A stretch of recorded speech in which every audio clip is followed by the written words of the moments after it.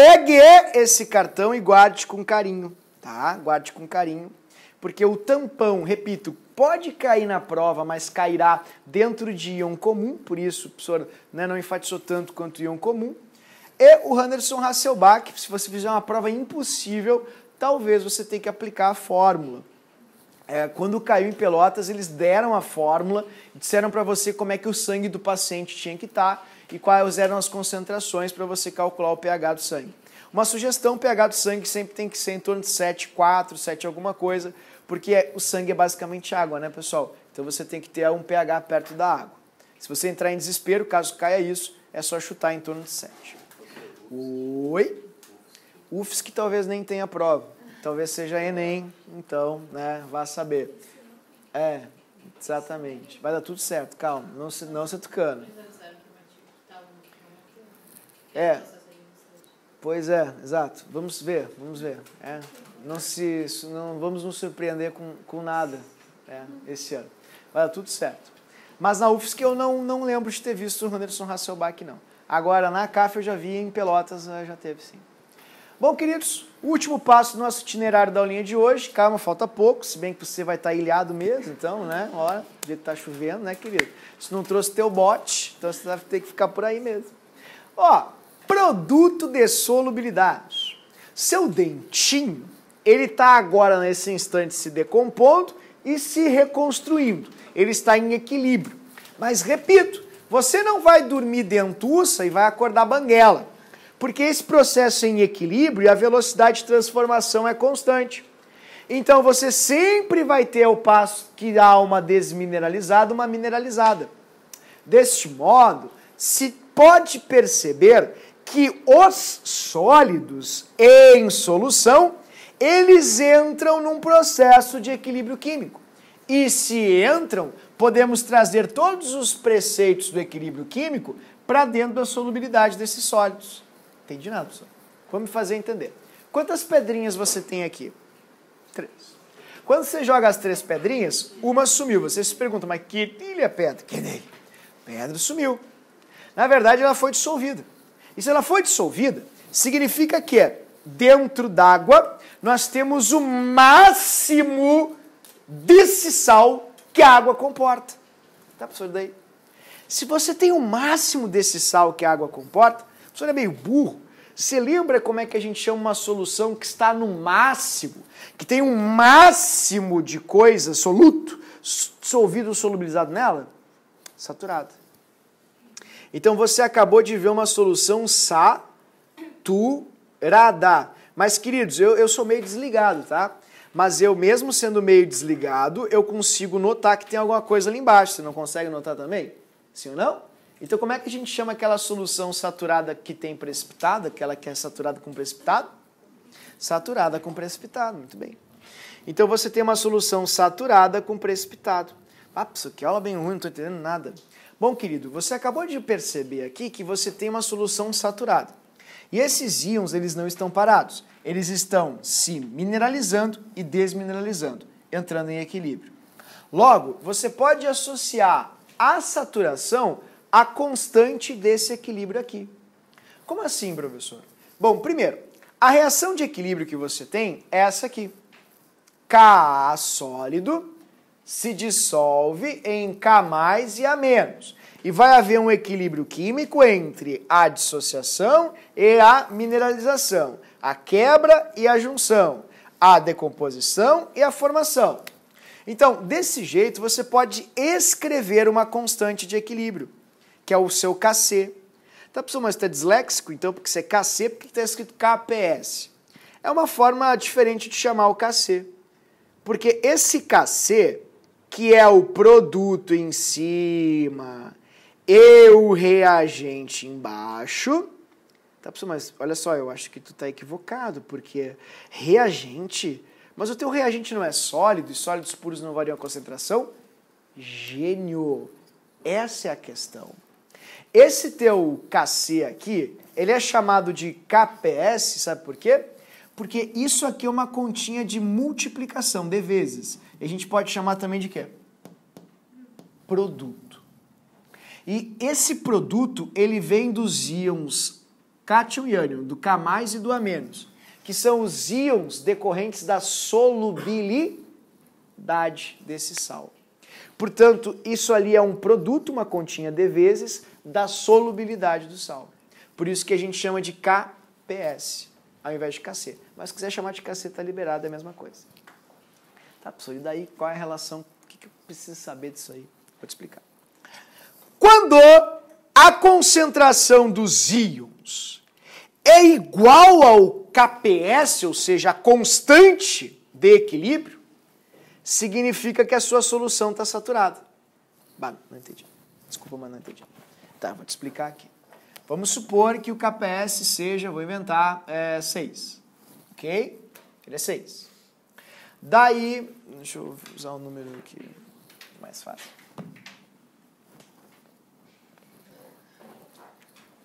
9. 9 é fácil, pessoal, me deixa. Vamos supor que o KPS seja 9, e aí a questão diz assim, olha, o equilíbrio desse sal ele tem que ter uma constante de 9. E um químico foi analisar e percebeu que tem concentração do K+, assim, e do A-. K+, 3, e A-, 3. Deixa eu fazer uma pergunta. Quanto é que dá 3 vezes 3? 9. Não significa que essa concentração é igual a constante, ou seja, o valor que tem que ser? Concorda comigo? Se assim for, significa que essa sua solução está o quê? Saturada.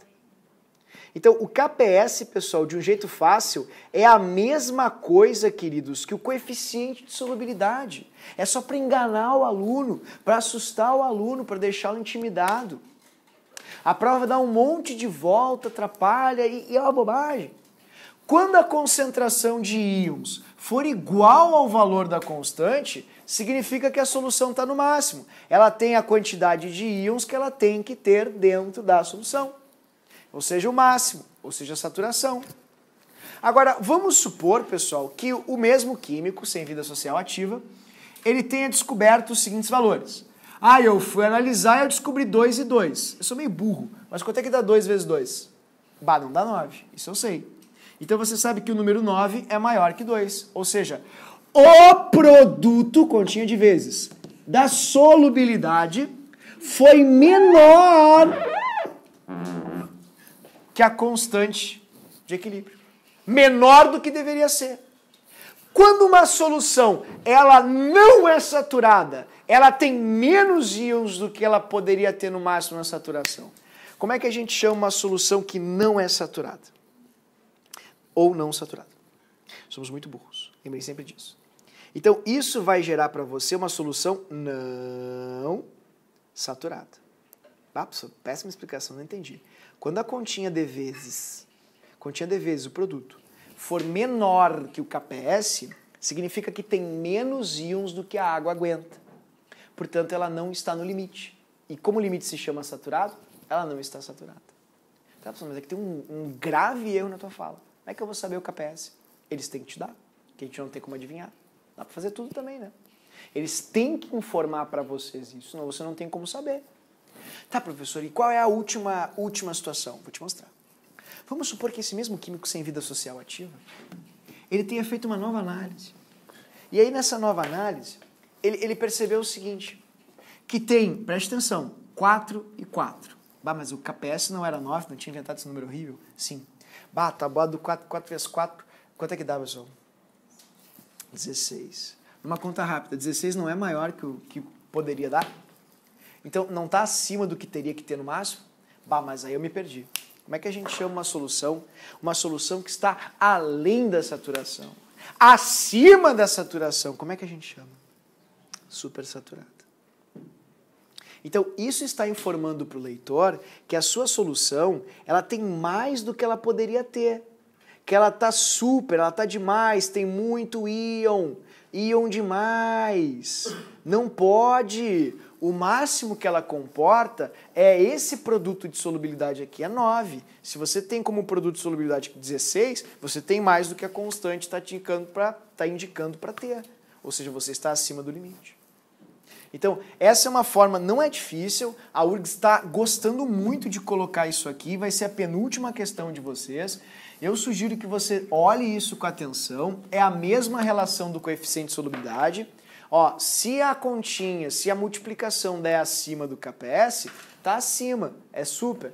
Se a multiplicação der abaixo, tá abaixo, é não. Se a multiplicação der igual, tá no limite, é saturada. Simples assim. Mas tem alguma coisa complexa, alguma coisa mais matemática que eu deva saber? Tem que ser franco. Muitas vezes eles perguntam para você o seguinte, qual é a concentração do íon K+, ou do íon A-, se o KPS é tal? Professor, desculpa, eu não entendi, eu estou em decomposição, estou louco para fugir daqui. Estou pensando em rotas de fuga já, professor, já pensei em coisas inimagináveis. Calma, querido, falta um pouquinho, já vou te libertar. Às vezes eles te dão um KPS e te perguntam qual a concentração do K+. Como é que a gente pode descobrir isso? Bom, para descobrir isso, você vai usar aquele quadrinho de início, meio e fim que o professor fez há muito para você. Muito tempo, aula 8. Onde a gente tem no início sempre uma quantidade, né, qualquer. Um pedaço da sua pizza vai ser comido, ser sumido, desaparecido, consumido. E aí vai sobrar o que no equilíbrio? Aquilo que você tinha no início, menos o que sumiu, porque reagente some. Mas, professor, nada se perde, tudo se transforma. Gênia. Sabe para onde é que foi essa parcela, essa fração? Foi pro produto. Tá, professor, mas está ficando muito obscura essa aula, muito confusa. E daí que foi pro produto? Olha que satisfação isso vai te dar agora. Olha o que você vai fazer. Olha só. Como o reagente é um sólido puro, sabe o que a gente vai fazer com isso aqui? Ó? Você vai riscar. Viu coisa maravilhosa? Sabe como é que vai ficar a formulinha lá do seu KPS, quando você quiser descobrir a concentração do K+ ou do A-? Vai ficar assim. Vou te mostrar. Ó, o KPS vai ser igual a X vezes X. Professor, X vezes X da matemática eu gosto, fico feliz. É X ao quadrado, muito bem. A concentração de qualquer um dos íons corresponde a X. Até daí. Se você quiser saber o valor de X, qual a operação matemática que você faz? Não sei nem o que eu estou fazendo aqui, professor. Vou te ajudar. O que eu posso fazer com esse X ao quadrado para transformar ele num X? Deriva, professor. Deriva. Que deriva, pessoal? Como é que eu transformo esse X ao quadrado em X? Uma raiz. Mas não posso fazer de um lado só e não fazer do outro. A matemática é assim. Fez com um, fez com o outro. Raiz quadrada. Então, desse modo, você vai descobrir o valor de X. Aí vem aquela pergunta clássica da agonia, da angústia e do desespero. Professor, realmente cai isso? Aí eu vou mostrar para você. Se não fosse importante, eu jamais estaria tomando teu tempo. Por favor, peguem esse cartãozinho, botem no celular e deixem ele aberto em frente aos seus olhinhos. Tá chegando já vai chegar. Chegou. Prontinho. Pronto. Agora eu vou mostrar para você uma questão, já vou te libertar, prometo que eu não vou te manter em cativeiro. É uma questão muito importante da URGS do ano passado. Ela foi muito errada. Nas questões, normalmente os alunos têm bastante dificuldade ao resolvê-la. E, sinceramente, ela é uma barbada. Tá, mas então por que ela é difícil se ela é barbada, incoerente? Não faz sentido o teu discurso. Por que ela é errada, pessoal? Repito, porque fazer a prova da URGS do início ao fim, sendo que a ordem é sempre a mesma, todos fazem as mesmas questões, faz com que o aluno tenha um rendimento muito ruim nas últimas questões e muito melhor nas primeiras. E não necessariamente as últimas questões têm conteúdos ou conceitos mais complexos que as primeiras. Então é legal que você alterne, você oscile na análise da prova da URGS. Não faça do início ao fim como manda ali o roteiro, entendeu? E aqui você vai ver isso. Sulfato de cálcio possui como produto de solubilidade, ou seja, constante, 9 vezes 10 a menos 6. Tá, e daí, professor? Sulfato de cálcio, querido, é CaSO4. Tá? Ele vai se ionizar em Ca mais 2, mais SO4 menos 2. Tá, e daí? E daí que você vai ter um início, um meio e um fim. Um equilíbrio. Ok? Equilíbrio. Fechou. Tá, e agora? Bom, ele está te pedindo para calcular a concentração do cálcio. Você sabe que o KPS é o produto sobre o reagente. Como sou esperto, sou esperta, eu sei que o meu reagente é sólido e, portanto, não vai entrar na minha fórmula. Mas para eu saber qual é o valor do cálcio, sendo que o KPS é 10 na menos 6, eu vou precisar saber quanto é que vale esse cálcio aqui. Como é que eu vou descobrir esse cálcio para poder fazer essa conta? Você vai descobrir do jeito trivial e mais popular que tem. Ó, fazendo estequiometria. Você tinha uma quantia, uma parte sumiu, nada se perde, tudo se transforma, virou produto. Ah, professor, desculpa, mas eu tô meio perdido, não sei como acompanhar. Você tá com o celular aberto à sua frente, né? A pessoa pediu. O cardzinho para você fazer, veja que é exatamente igual. Ó, você vai ter X e vai ter X. Pá, eu adoro achar o X. Então significa que o CA vale X e o sulfato vale X. Gênia. Tá, e X vezes X é X ao quadrado. Isso. Bah, professor, mas então se o CA vale X e X ao quadrado é igual a 9 vezes menos 6, olha, eu sei fazer isso. Isso aí eu me garanto. Ó, é só fazer uma raiz quadrada dos dois lados.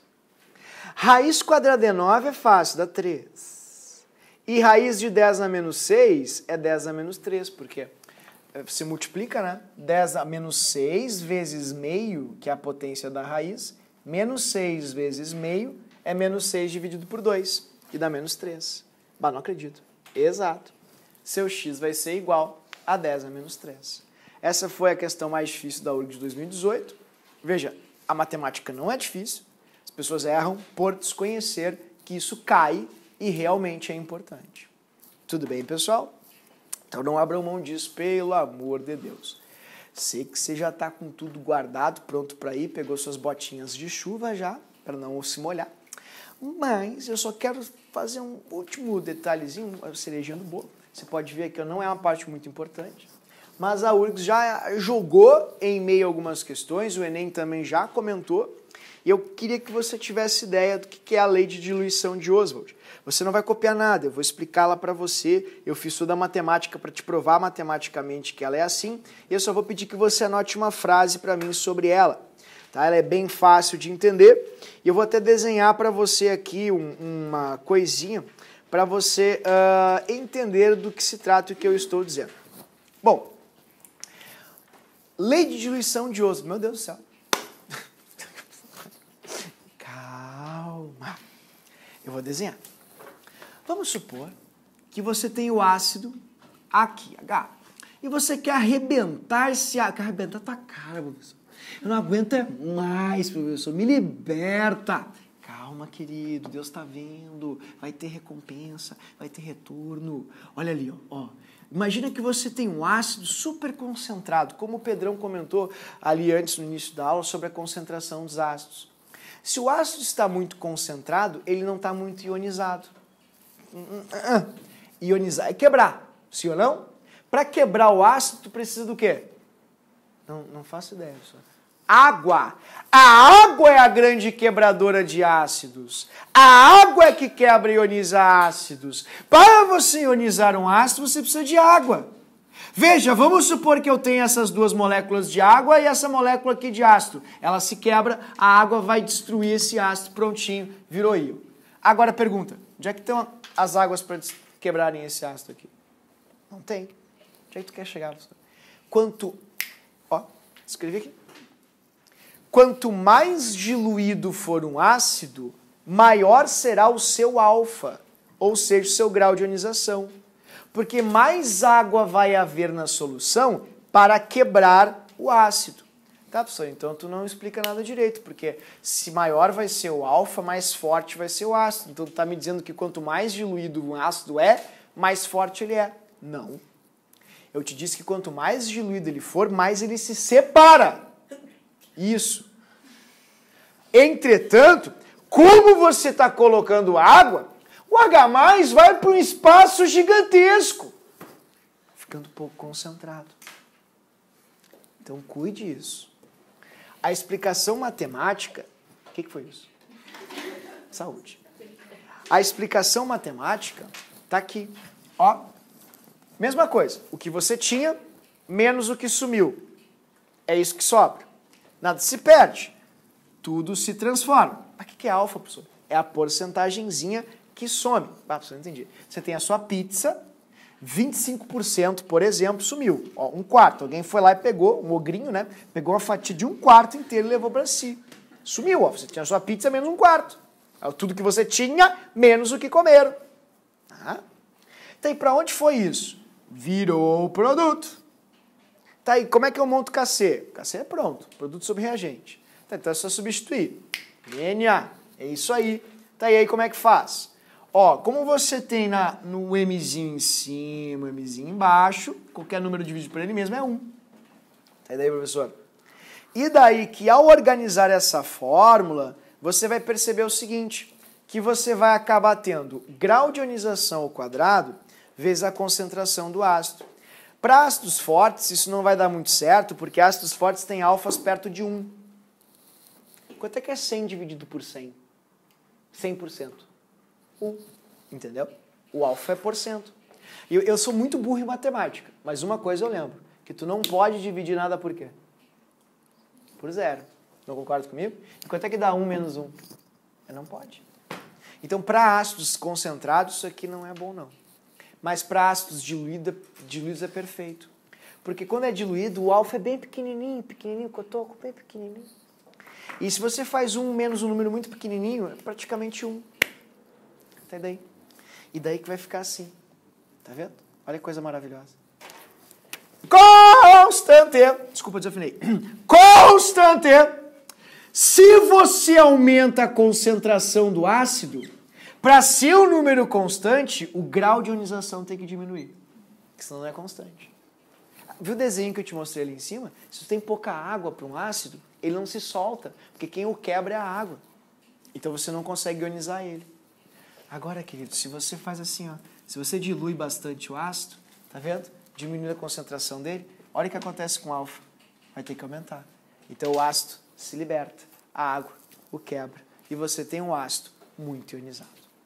Portanto, quanto mais diluído for um ácido, mais ionizado ele vai ser. Peço mil desculpas por ter passado 10 minutos. Eu sei, irreparável. São 10 minutos que vocês vão me cobrar um dia na vida. Mas, se isso cair, ele vai ser muito bem recompensado. Eu agradeço de coração por vocês terem se sacrificado nessa sexta-feira.